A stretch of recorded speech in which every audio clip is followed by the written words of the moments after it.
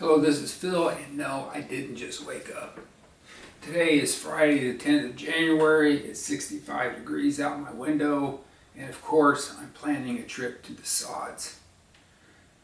Now, next Friday, temperature's supposed to dip into the 30s with 20s at night.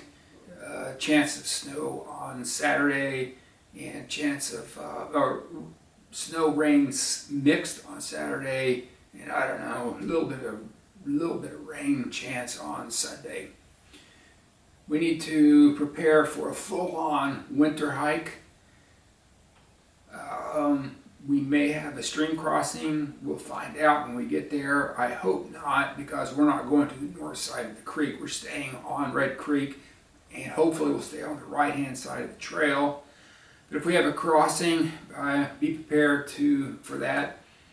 If it's iced over, we will probably abort and take the alternate way up to Rohrbach Overlook Farm Road 19. So be prepared for cold. Also be able to carry about 3 or 4 liters of water right before we get to the campsite. If on the normal trail we can fill up with water.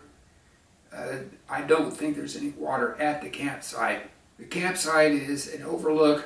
It's the opposite side of the Red Creek Valley from Lion's Head, and it's above the trees and provides a spectacular view of the entire area. It's fantastic, and hopefully we can get up there. On Sunday, we'll hike either way. We'll hike back down Farm Road 19 and back to the trailhead. It's about 5 miles each way, so it really doesn't matter which way we go up there. If we hike up the road towards Rohrbach Overlook, then we'll have about 3.5 miles on the road and about 1.5 miles or so on the trail. So I think it'll be spectacular if the weather's okay. If the weather's getting dicey, and I for one may not want to drive in bad weather, we may do an alternate plan B and go to Cold Mountain, assuming though we can get to the trailhead on the dirt road leading into that. So winter hikes are really problematic. Be prepared for extreme cold. Propane, butane mix in your fuel if you're using canisters. Don't be a dummy like me and fill your canisters with butane and then have trouble with them at single digit temperatures like I did last year. Okay, I hope you enjoyed I hope the video of the route was helpful, and I hope to see you next Friday. You are looking at the trail network of Dolly Sods superimposed over a Forest Service contour map. Our normal hikes start up at the north end. We take Highway 28 up here and get off on Forest Road 75 up to, and I'm going to zoom in here, to the Bear Rocks Overlook trailhead. This is the point from which we've usually departed, hiked down to the creek. This year, what we're going to do is we're going to enter from the south side at the Red Creek trailhead. We've hiked down here in the past, but I personally have never parked at this point and entered here.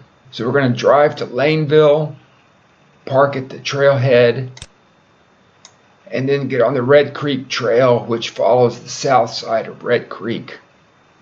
The intent is to camp at the very first obvious campsite along the trail that has water. On Saturday, we're going to get up and start hiking along Red Creek Trail. If there are no water crossings that are impassable, we will continue on up the trail to Fisher Run, follow that to the northeast, and then turn south back on the Rohrbach Plains Trail, and then winding up our destination after about 5 miles at what I call the Roosevelt Plains overlook. On Sunday, we're going to follow the Roosevelt Plains Trail south to this area right here where we'll pick up Forest Road 19 and follow that back to the cars and the trailhead. I've been advised that there is a water crossing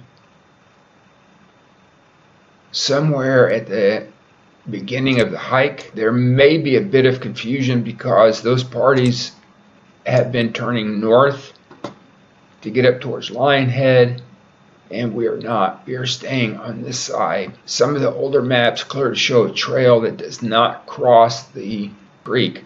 We cannot cross the creek if it is frozen and too dangerous. Then we're going to turn around and then hike up Forest Road 19.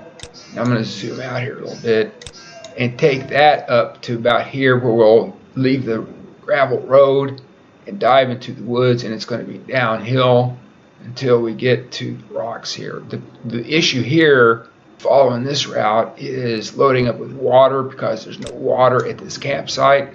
So we may have to carry 3 or 4 extra liters to 5 miles here, which is pretty good training, about 6 pounds. Okay, this concludes the little pre-brief. I hope it wasn't too terrible. I'll see you next week.